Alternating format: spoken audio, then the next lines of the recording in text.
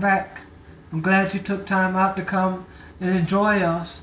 I want to remind you, look at the link down there, click the like button. We want to make sure that we're giving some feedback. So ask some questions in the comment section. Let us know how you feel about us. And as you can see, this will be our first one. So tell me how you think I did. Give me some pointers, some things that I should do differently, or some things that you think I should work on, and I will take them into consideration. Now, to beat to the chase, I want to talk to us today about love. About how love is a compassion that Christ had for the world, and we should always emulate Christ's compassion, because Christ's compassion overrules all things. Christ's compassion is what holds us together as a unified church of Christians.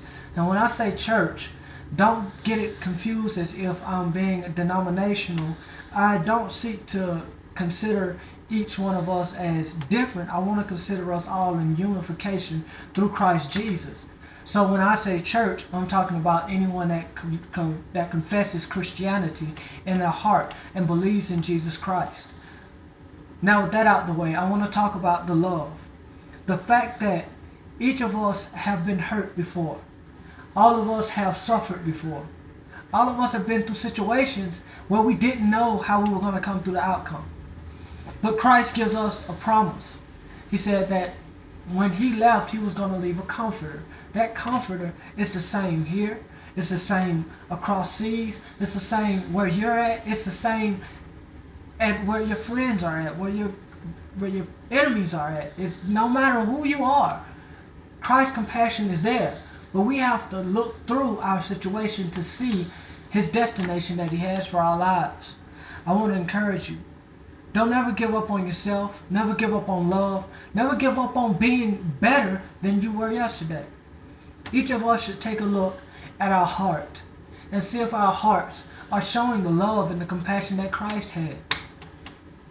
For instance, how hard is it for us to turn the other cheek when one of our friends or one of our enemies hits us with one of those low blows? You know, the kind where I'm going to talk about you behind your back but not in your face. How do we react to those? Do we turn the other cheek, or do we in turn actually raise our hand back into warfare?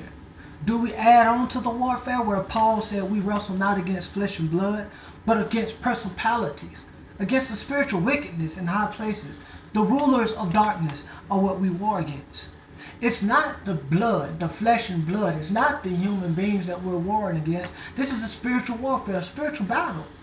And a lot of the times, if we look at it in that sense and see it through the eyes of Jesus Christ, the compassion will overrule the hatred that we have, because we know that Christ did not bring hate, but he brought love.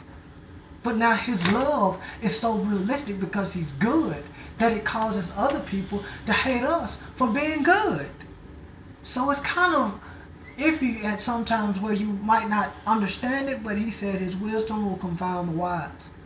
But we want to make sure that we make it plain and simple. And plain and simple, no matter what anyone does to you, no matter how anyone treats you, Christ will always love you. And if you take that same mentality that Christ has for you and put it into play in your life and the people that are around you, that love will shine ever so brightly. Be a bright light in your neighborhood. Be a bright light in your community. Show the love and the compassion of Christ. Always, thank you for enjoying me, and be blessed.